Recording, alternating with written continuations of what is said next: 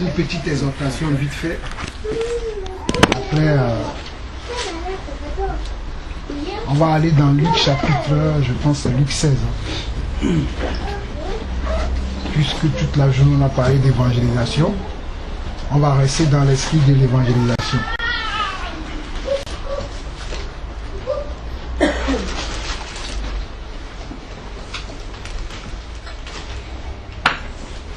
C'est juste pour nous encourager, peut-être.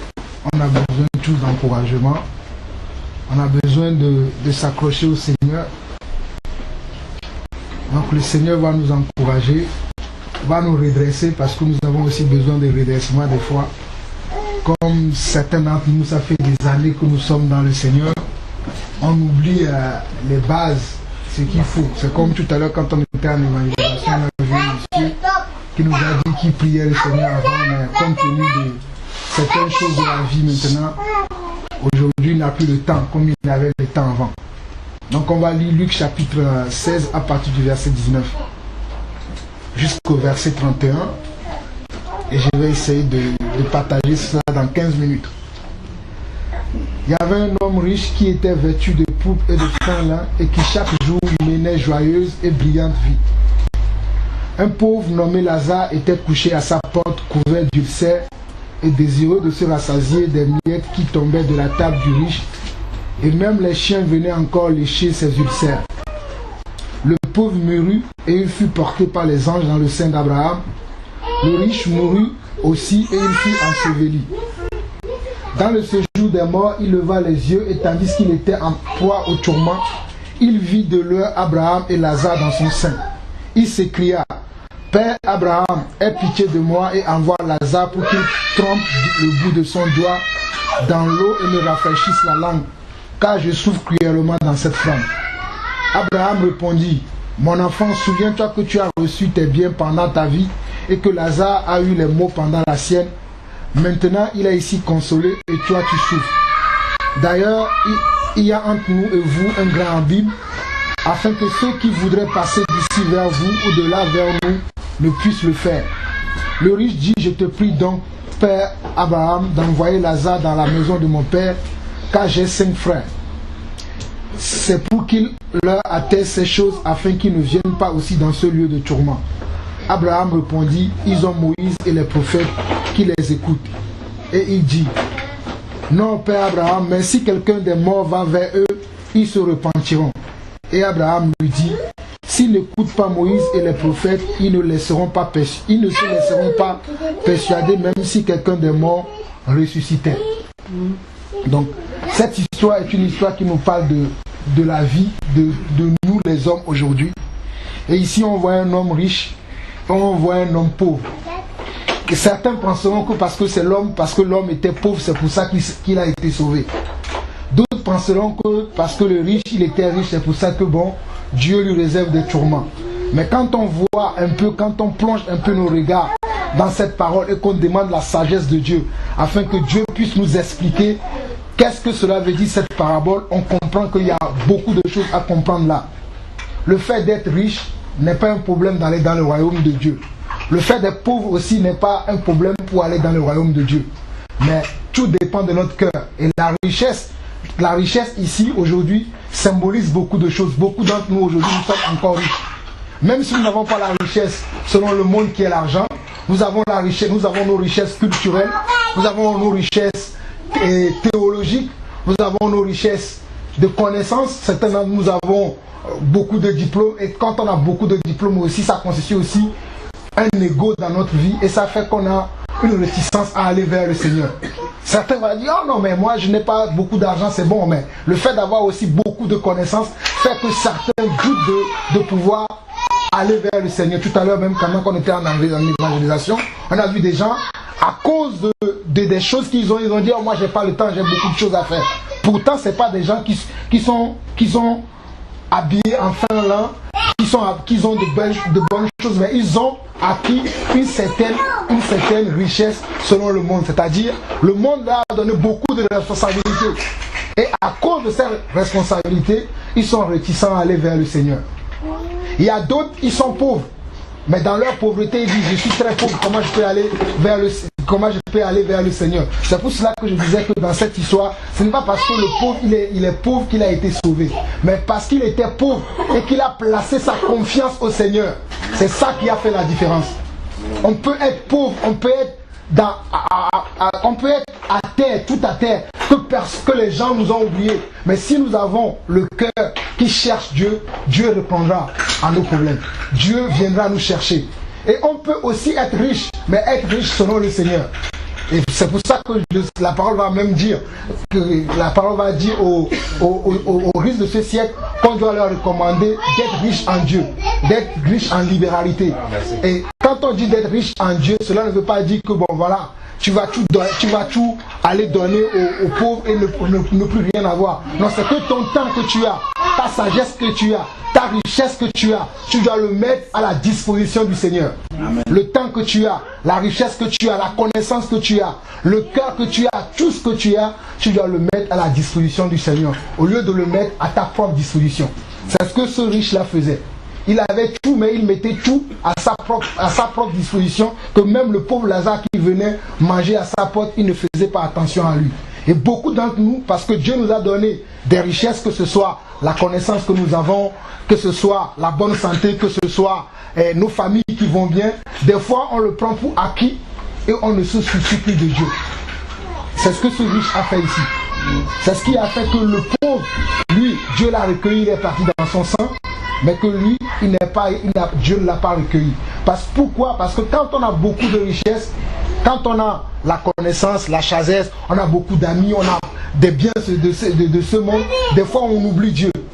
On ne pense plus à Dieu. On est focalisé que sur ces choses-là. On ne pense plus à demander Dieu, est-ce que tu existes réellement? Si tu existes, qu'est-ce que tu voudrais que je fasse maintenant pour toi? Dans quelle direction voudrais-tu que je marche pour toi aujourd'hui? Non, mais on est concentré sur comment on va faire que cette richesse que nous avons, comment est-ce qu'on va faire pour que cette richesse-là agrandisse encore? Si on voit les riches de ce monde aujourd'hui, ils se réunissent non pas pour voir qu'est-ce qu'ils vont faire pour Dieu, mais qu'est-ce qu'ils vont faire pour que cette richesse-là s'accroisse encore.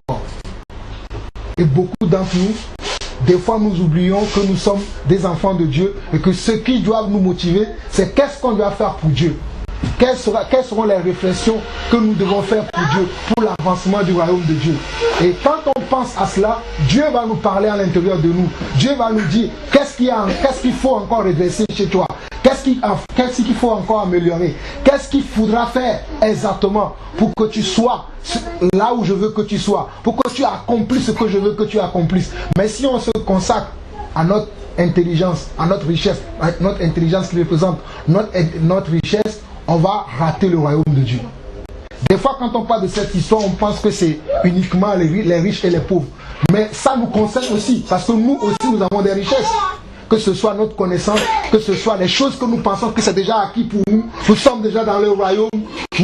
Nous partageons la parole de Dieu. Nous évangélisons, nous faisons tout, c'est déjà acquis. Non, il faut que tous les jours, nous nous posions la question, est-ce que nous sommes au rendez-vous du Seigneur?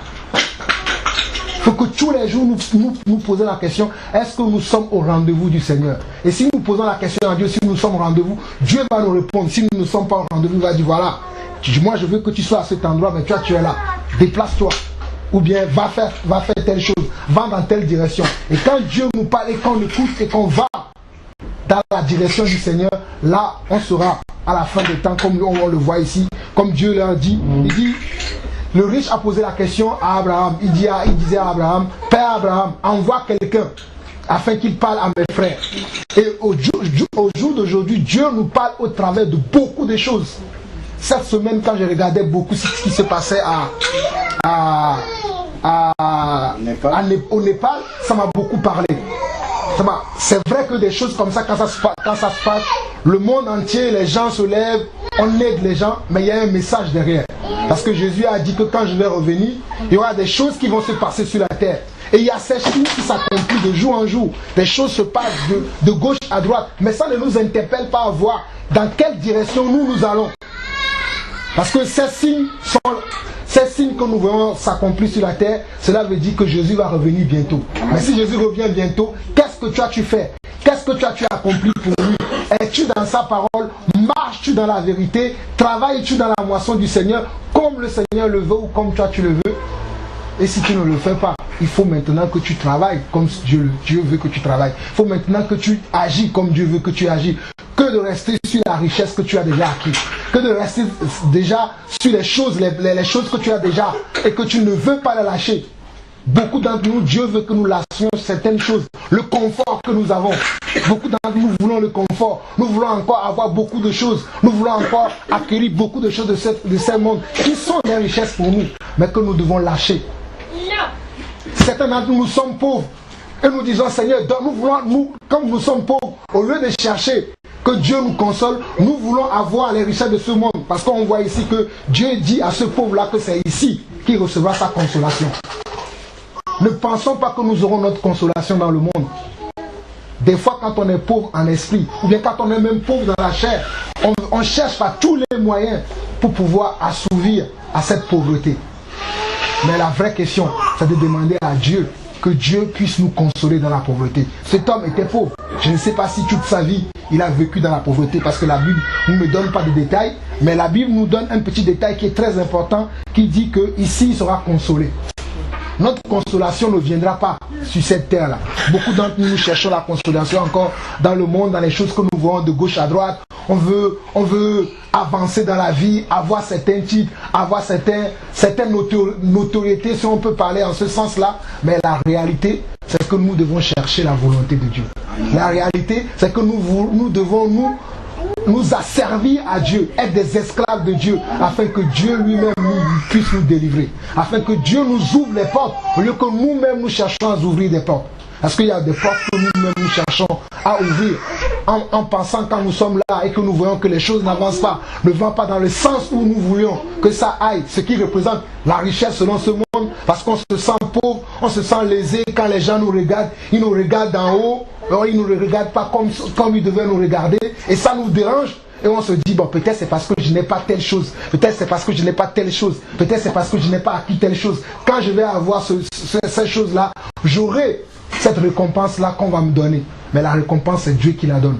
La récompense, c'est Dieu qui nous appelle. Donc nous devons nous asservir à Dieu, rester à l'écoute du Seigneur, être attentif à l'écoute du Seigneur et recevoir du Seigneur quelle est la direction à laquelle nous devons aller. Sinon, nous allons penser que nous sommes dans la bonne direction. Mais nous faisons la bonne chose comme ce riche qui pensait qu'il était bien. Quand il consacrait tout son temps à sa richesse et il ne pensait jamais à Dieu. Il ne demandait à Dieu comment je vais faire. Et qu'après il se rend compte que là c'est trop tard. Et il va demander maintenant qu'on lui dise ce qu'il doit faire. Et on va lui dire que non, il y a des choses. C'est comme nous aussi. Il y a des signes qui sont autour de nous. Tous les signes que nous voyons sur terre aujourd'hui sont annonciateurs du retour du Seigneur. Sont annonciateurs de quel est notre état. L'état d'esprit. Quel est notre état d'esprit aujourd'hui? Est-ce que notre état d'esprit est selon la parole de Dieu? Est-ce que notre état d'esprit est selon le cœur de Dieu? Est-ce que notre état d'esprit concourt à ce que Dieu veut? Ou bien nous comprenons que bon, je connais déjà le Seigneur, je partage déjà la parole, je vais ici et là déjà, je fais tout ce que Dieu me dit déjà, c'est bon, je peux me reposer. Si on pense cela, on est encore dans cette forme de richesse. C'est-à-dire, avoir comme cet homme riche-là, qui ne faisait plus rien. Parce qu'il pensait tellement à ce qu'il avait déjà, on sera dans sa peau, on sera comme lui. Et le Seigneur, quand la trompette va sonner, on ne sera pas présent. Pourquoi? Parce qu'on a pensé un moment que bon, on a déjà tout acquis, on a déjà tout compris, on a déjà tout saisi et il n'y a rien à faire encore. Alors que si on demande au Seigneur, qu'est-ce que je dois accomplir pour toi en ce moment? Quelle est la direction de l'esprit que tu dois me donner en ce moment? Qu'est-ce qu'il faut que je fasse en ce moment? Là, le Seigneur va te dire ce que tu dois faire. Le Seigneur va te parler, il va te dire, tu fais bien. Il y a ça que tu fais bien, il y a ça que tu ne fais pas bien, il y a ça que tu dois améliorer et tu vas avancer avec le Seigneur. Donc nous avons besoin de nous asservir, j'insiste sur le mot asservir au Seigneur. Parce que beaucoup d'entre nous, nous ne sommes pas encore asservis, veut dire être esclaves du Seigneur. Devenir les doulos, le mot même, c'est le doulos du Seigneur. Il y a la semaine dernière, j'étais en train d'évangéliser, je suis tombé sur une dame et elle m'a posé une question que je n'avais pas la réponse. Elle me dit, quel est le message de Dieu aujourd'hui pour son peuple? Et je n'avais pas la réponse. Et moi, j'ai demandé à Dieu, quel est le message? Et Dieu m'a dit, le message aujourd'hui, c'est que le monde dans lequel on vit, beaucoup sont consacrés à eux-mêmes. Ils font des choses pour eux-mêmes. Personne ne travaille pour lui. Les gens font des choses pour eux-mêmes. Mais j'ai besoin que les gens travaillent pour moi. J'ai besoin que les gens m'écoutent. Donc mon message aujourd'hui, c'est que les gens se répandent. Qu'on soit des années dans le Seigneur, il y a des choses dans notre vie qui ne vont pas, où nous devons nous asseoir devant le Seigneur et demander au Seigneur, Seigneur, qu'est-ce qui ne va pas dans ma vie? Montre-moi ce qui ne va pas, afin que moi je m'asseye devant toi. Je te demande quelle est la direction que tu veux me donner pour ma vie, afin que je marche sur cette direction. Et quand le Seigneur va te parler, il faut maintenant que tu fasses ce qu'il faut faire. Il ne faut pas rester oui, ou bien des fois, quand on est dans les réunions comme ça, on est encouragé. Et dès qu'on sort de la réunion, on oublie que j'ai entendu quelque chose de la part du Seigneur. Le Seigneur m'a donné une direction. Mais après on oublie, on recontinue dans le même système dans lequel on était. Et ça c'est dangereux. Et c'est ce qu'il y avait. Ce riche-là, il avait l'occasion de pouvoir suivre le Seigneur, de pouvoir écouter la voix du Seigneur. Mais il n'a pas fait. Le pauvre aussi pouvait s'appuyer sur son sort qu'il était pauvre. Mais il cherchait sa consolation dans le Seigneur. Et au temps convenable, Dieu l'a consolé. Donc, fortifions-nous dans le Seigneur, restons accrochés au Seigneur et surtout, restons dans l'esprit du Seigneur et cherchons la volonté de Dieu tous les jours. Ne pensons pas que nous avons déjà tout acquis, que nous avons tout compris, que nous savons tout. La Bible dit déjà que nous connaissons en partie. Il y a beaucoup de choses que nous ne savons pas. Mais tous les jours, nous apprenons. Nous apprenons dans nos erreurs, nous apprenons chez les frères, nous apprenons chez et même la nature même nous enseigne. Mais nous devons rester à l'écoute du Seigneur. Une des choses que le Seigneur me disait pendant ce temps où je vais chercher à savoir dans quelle direction je dois aller, Dieu me dit que nous parlons beaucoup, mais nous ne l'écoutons pas. Des fois, on vient devant le Seigneur, au lieu d'écouter, on est là à parler. Mais à un moment donné, il faut écouter aussi.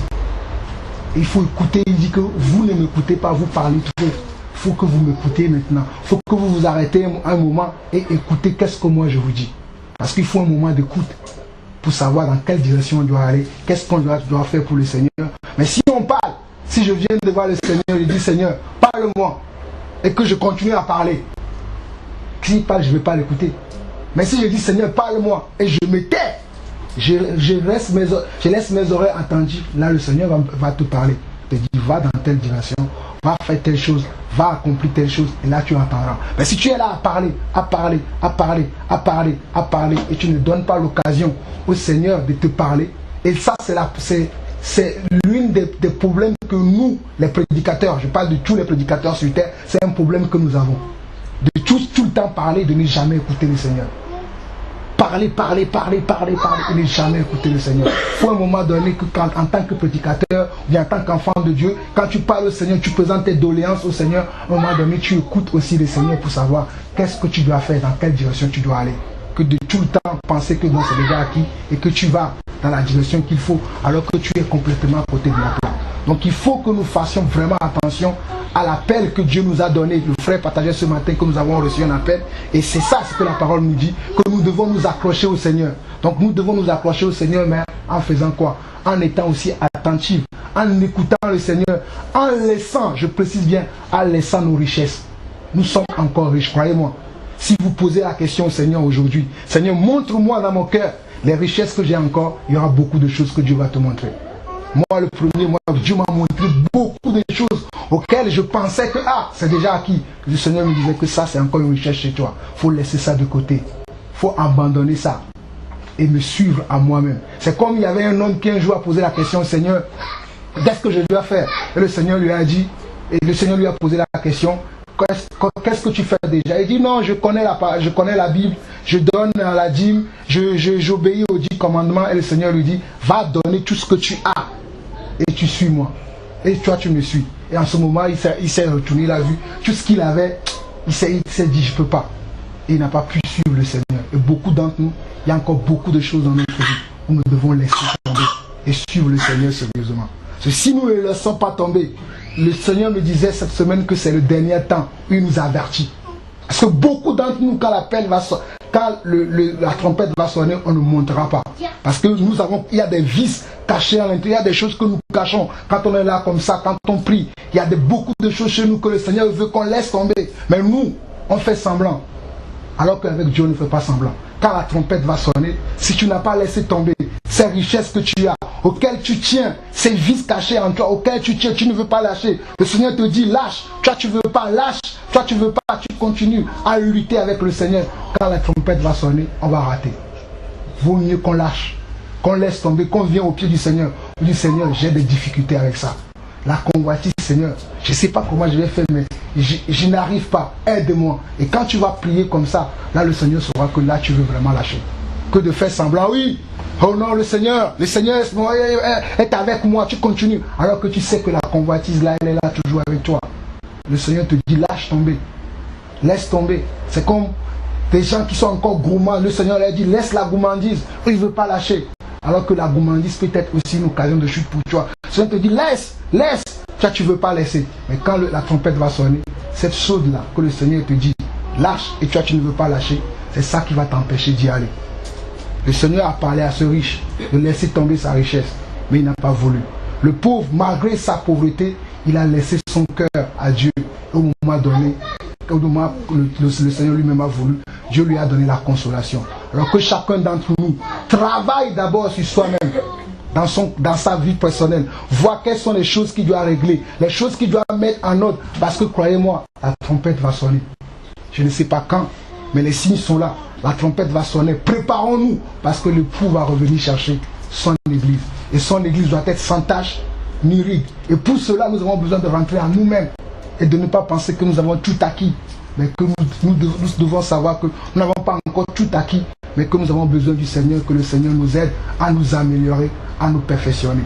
Alors que celui qui a des oreilles pour entendre, soyez bénis. Amen. Je ne vais pas rajouter quelque chose, je veux juste nous rappeler pour ceux qui étaient là dimanche dernier, le frère n'était pas avec nous quand on était au Bourget, mais si vous avez un peu de mémoire, vous allez voir que ce qu'il dit, c'est exactement ce qu'on disait dimanche dernier, pourtant il n'était pas là. C'est exactement ce que le frère était retiré et le Seigneur lui a parlé de la même chose que nous qui étions réunis entre nous. Ça veut dire vraiment que c'est un appel du Seigneur. Et quand on était réunis dimanche, l'accident était en train de se passer, le tremblement de terre au Népal était en train de se passer. On ne regardait pas la télé, mais le frère recevait ce message-là et le Seigneur nous parlait de la même façon. Donc c'est juste pour nous rappeler, comme le frère disait tantôt, que des fois on écoute quelque chose, après quand on sort, on a oublié. C'est juste pour nous rappeler, si on a oublié ce qu'on a partagé dimanche dernier, le Seigneur nous rappelle encore la même chose. Amen. Quelques versets. En fait,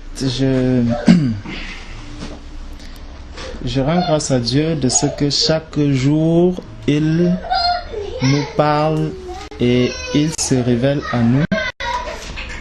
Il nous conduit et c'est par amour qu'il ne cesse de nous rappeler certaines choses. Lorsque nous lisons dans Matthieu chapitre 22, à partir du verset 34, nous dit: les pharisiens ayant appris qu'il avait réduit au silence les Sadducéens se rassemblèrent. Et l'un d'eux, docteur de la loi, donc c'est un docteur de la loi, lui fit cette question pour l'éprouver. Donc c'est un docteur de la loi, quelqu'un qui maîtrise bien la loi, qui vient poser une question au Seigneur pour l'éprouver. Maître, quel est le plus grand commandement de la loi? Donc voilà quelqu'un qui connaît la loi, mais qui vient demander au Seigneur quel est le plus grand commandement de la loi, alors que lui-même est docteur de la loi. Jésus, sans hésiter, lui répondit: tu aimeras le Seigneur ton Dieu de tout ton cœur, de toute ton âme et de toute ta pensée. Amen. Tu aimeras le Seigneur ton Dieu de tout ton cœur, de toute ton âme et de toute ta pensée. C'est le premier et le plus grand commandement. En fait, depuis la semaine dernière, lorsque j'ai médité sur la parole que nous avons partagée ensemble et ce que le frère vient de nous révéler tout à l'heure, je comprends en fait que c'est un problème de priorité. Amen. Amen. Amen. Jésus-Christ ne fait plus partir de nos priorités aujourd'hui. Et donc, nous laissons juste une place autre à Jésus que celle de premier.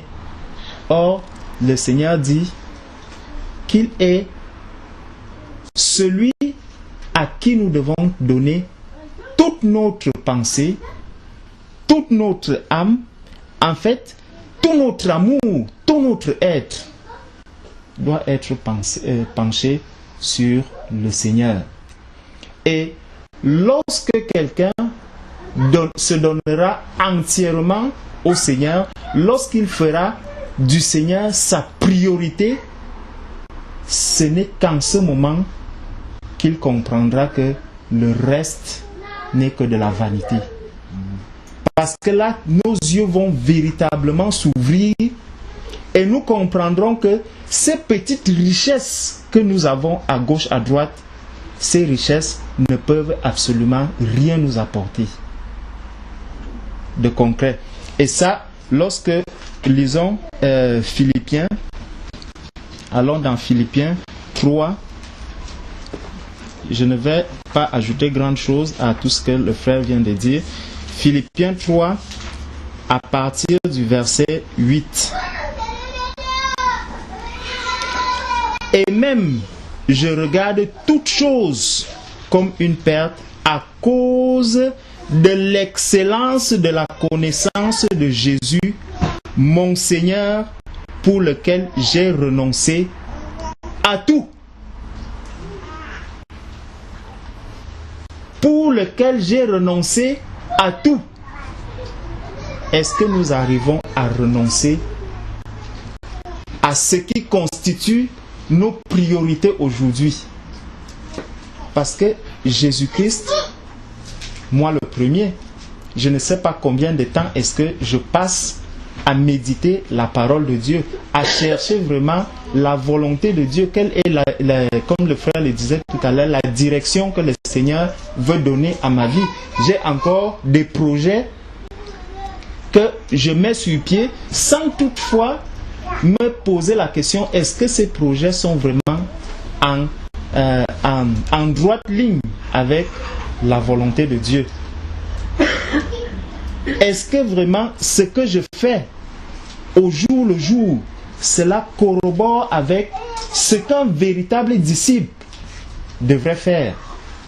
Quand je me lève le matin, je marche, j'examine un peu en fin de journée le temps que j'ai passé seulement à penser à ce que je suis un disciple du Seigneur.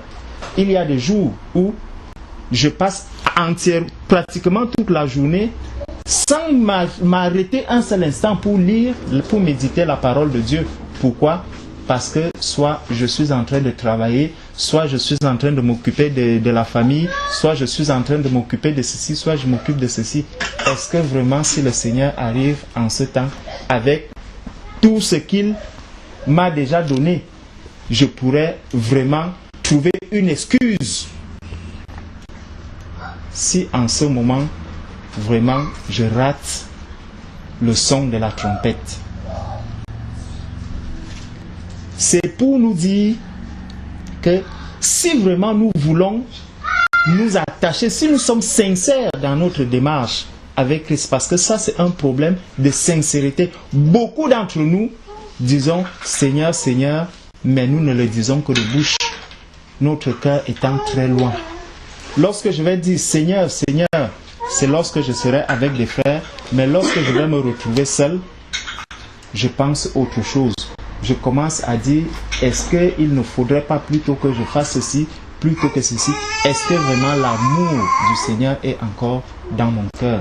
Est-ce que j'ai vraiment examiné si le premier commandement que Jésus vient de nous présenter, ce premier commandement, je le reconnais?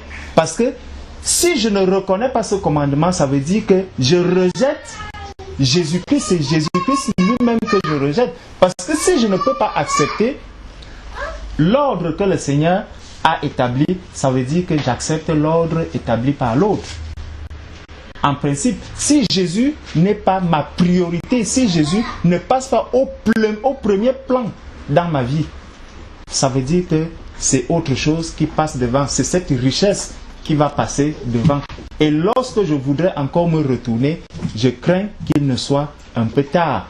C'est vraiment pour nous dire que l'appel que le Seigneur nous envoie depuis la semaine dernière, c'est vraiment un appel auquel nous devons tendre nos oreilles, vers lequel nous devons tendre nos oreilles et demander toujours, Seigneur, qu'est-ce que tu veux que je fasse? Que veux-tu que je fasse aujourd'hui? Que dois-je faire vraiment pour être conforme à ta volonté, pour être sur la ligne que tu m'as placée?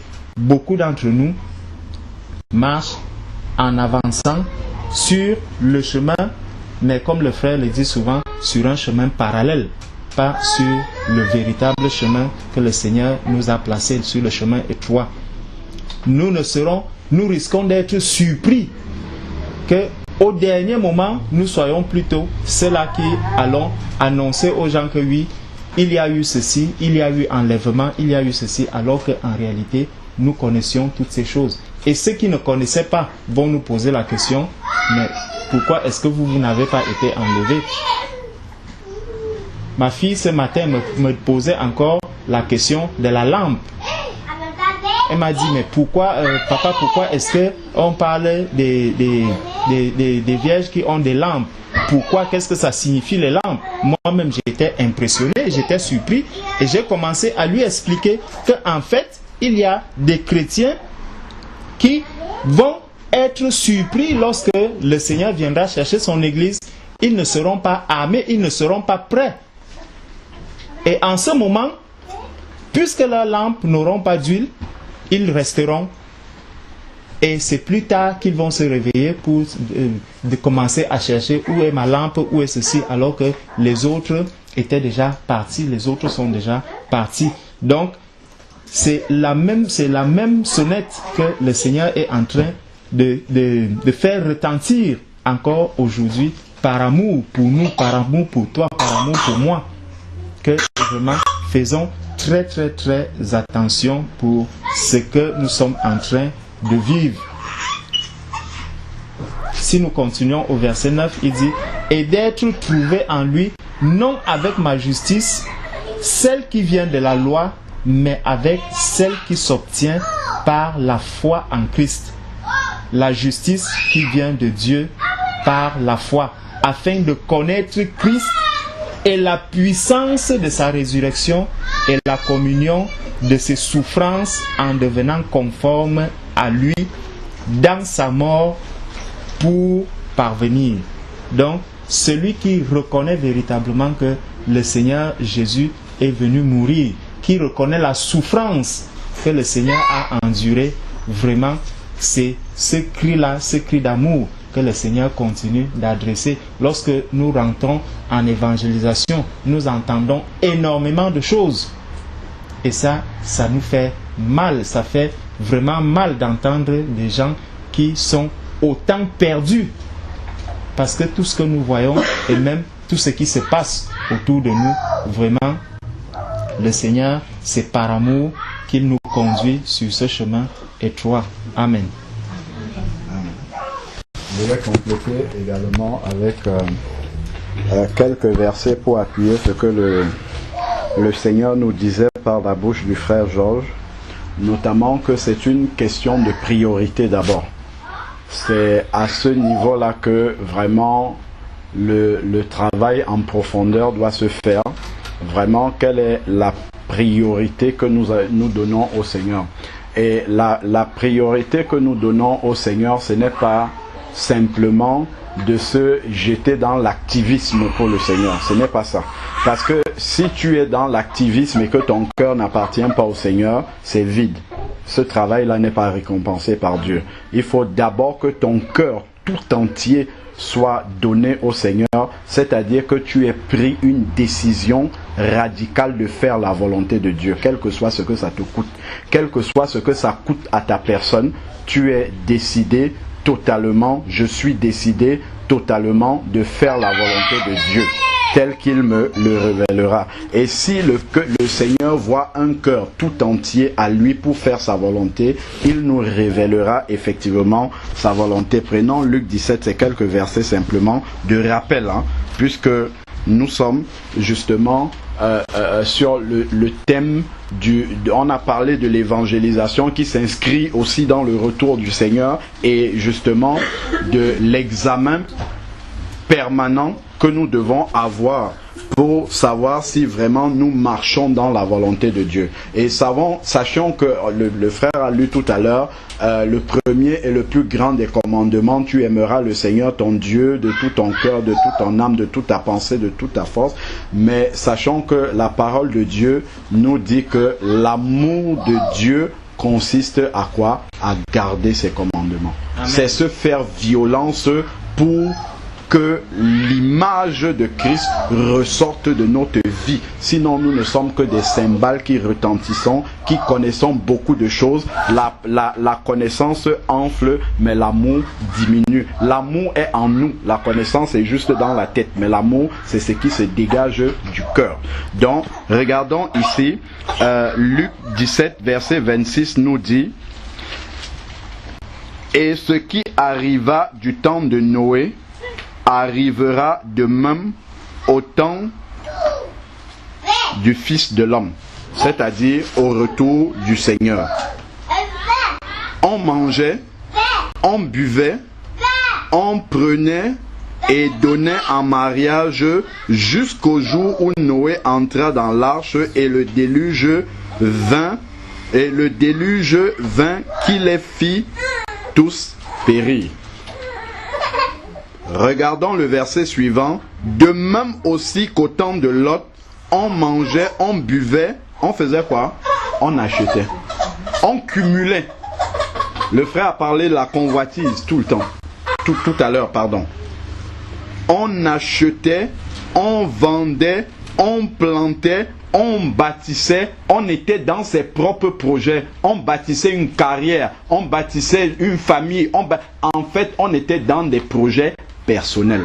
On était en train de se réaliser comme les hommes disent, au lieu de réaliser le projet de Dieu pour notre vie. En gros, tout ce que nous voyons là, se marier, le Seigneur, il est bien de se marier, Le problème n'est pas de se marier. Le problème est tout le cœur que nous attachions dans cette activité. Planter, vendre ou acheter, ce n'est pas un problème. C'est le fait que toute ta pensée soit tournée vers cette chose-là. Au lieu de savoir que l'essentiel, c'est le Seigneur pour toi et tout le reste, c'est accessoire. C'est là où est le problème. Donc, c'est un problème de priorité dans notre vie. Si on a mis l'accumulation des biens déjà comme un objectif de notre vie, nous sommes déjà sur un plan parallèle qui n'est pas celui que le Seigneur a pour chacune de nos vies. Ensuite, il dit, mais, verset 29, le jour que Lot sortit de Sodome, il plut du ciel du feu et du soufre qui les fit tous périr. Donc il y avait un jugement de Dieu qui était en train de s'annoncer. Les gens sont même venus devant la demeure de Lot. Ils sont venus, ils ont vu, il y avait des anges et tout. Mais puisque leur pensée était tournée vers les choses de ce monde, ils n'ont pas compris que la destruction de Sodome était imminente. C'est comme lorsque nous voyons les séismes et tout ce qui se passe, nous ne comprenons pas que le retour du Seigneur est imminent. comme le frère disait, c'est un message qui s'adresse personnellement à chacun d'entre nous de remettre de l'ordre dans notre vie. Comme je crois c'est Marc 13 au verset 23 qui dit, lorsque vous verrez ces choses-là, redressez vos têtes car votre délivrance est proche. Ça veut dire quoi redresser? C'est remettre les choses en ordre dans notre vie afin justement de ne pas être surpris par tout cela. Ensuite, il dit maintenant au verset 30. Il en sera de même qu'au jour que le Fils de l'homme paraîtra. En ce jour-là, que celui qui est au haut de sa maison et qui aura ses meubles dans sa maison ne descende pour les emporter. Ça montre l'état du cœur en fait.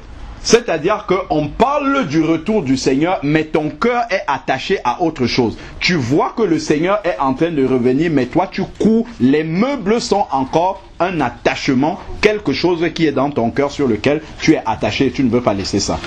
Nous restons encore attachés à ces choses-là. Et le Seigneur dit qu'il ne descende pas prendre cela, c'est-à-dire qu'il ne continue pas à s'attacher à ces choses qui ne sont que des vanités que nous allons laisser. Si nous regardons le chemin, le Seigneur nous parle, le frère a dit tout à l'heure que le Seigneur nous parle même par la nature. Entre le berceau et la tombe, il y a un message clair, toute la vie se déroule là. Le Seigneur nous donne un message par la naissance de l'enfant et il nous donne le même message par l'enterrement d'un être humain. Quand le bébé vient, il vient les mains vides et il vient nu, il vient sans rien. L'être humain, on aura beau mettre des vêtements sur lui, revenez quelques jours après, tous les vêtements ont pourri et il est nu exactement comme il est venu. On vient sans rien, on repart sans rien. Donc ça c'est déjà un message suffisant pour nous montrer toutes les vanités de la terre après lesquelles nous courons et que nous ne pouvons pas emporter. Parce que nous ne les avons pas amenées et je crois Timothée le dit aussi bien. Donc c'est une question de mettre les priorités d'abord dans notre cœur. Si nos cœurs ont admis ce qui est prioritaire pour nous, ensuite l'action va suivre. Mais si nous voulons faire les actions alors que le cœur est détaché de ces choses, ça devient comme une punition pour nous. C'est comme si le Seigneur nous punissait de devoir obéir à sa parole. Alors donc continuons ici. Et donc je finis le verset 31 là. Et que celui qui sera au champ ne revienne point sur ses pas.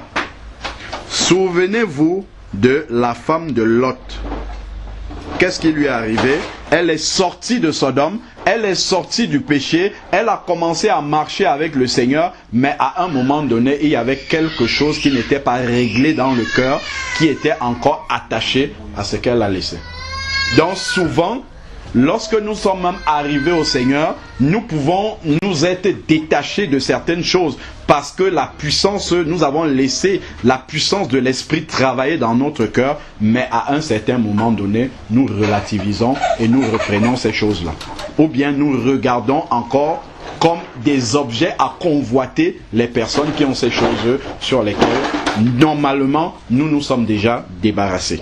C'est pour ça qu'il dit de nous souvenir de la femme de Lot. Et ensuite il dit, quiconque cherchera à sauver sa vie la perdra. Le Seigneur ne va peut-être pas, à part peut-être les martyrs ou ceux qui sont dans les pays très hostiles à l'évangile, le Seigneur ne nous demandera peut-être pas d'offrir notre vie physique, mais ce qu'il demande c'est la chair, c'est la croix. Que la chair accepte de mourir complètement afin que la vie de Christ se manifeste totalement. Le Seigneur a dit dans sa parole, je crois c'est dans Matthieu 16 au verset 24, celui quiconque veut me suivre, qu'il renonce à quoi? À lui-même d'abord, avant de renoncer au bien que tu as, c'est à toi-même d'abord, à ta propre volonté, à ce que les désirs de ta chair veulent faire qui sont contraires à la parole de Dieu, c'est ce à quoi d'abord tu dois renoncer. Et d'ailleurs, quand un vrai disciple de Christ, quand il accepte Christ, c'est ce qu'il accepte de faire. s'il accepte Jésus comme Seigneur, c'est qu'il a décidé de soumettre sa volonté désormais à la parole de Dieu. Donc ta propre vie, ma propre vie, c'est cette chair-là qui ne veut pas encore se soumettre à la parole de Dieu et qui veut continuer à vivre, qui veut continuer à parler, qui veut continuer à réaliser ses désirs, qui veut continuer à exister. C'est ce moi qui ne veut pas mourir là.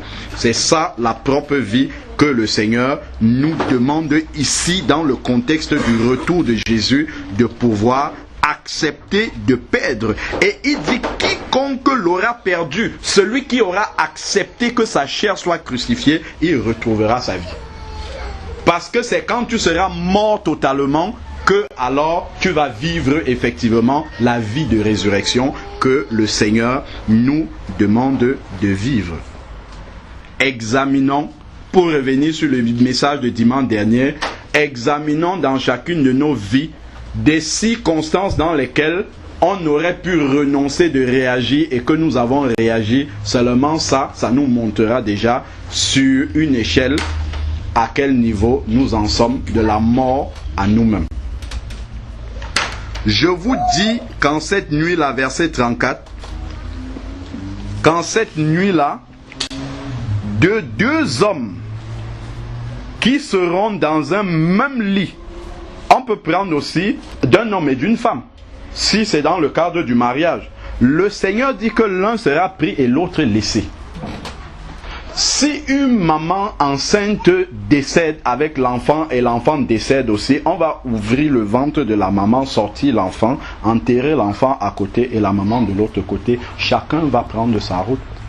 Le Seigneur nous met ensemble dans le cadre du mariage pour nous préparer normalement. Mais s'il y a un qui veut traîner le pas, qu'il traîne le pas, mais il faut continuer à regarder devant.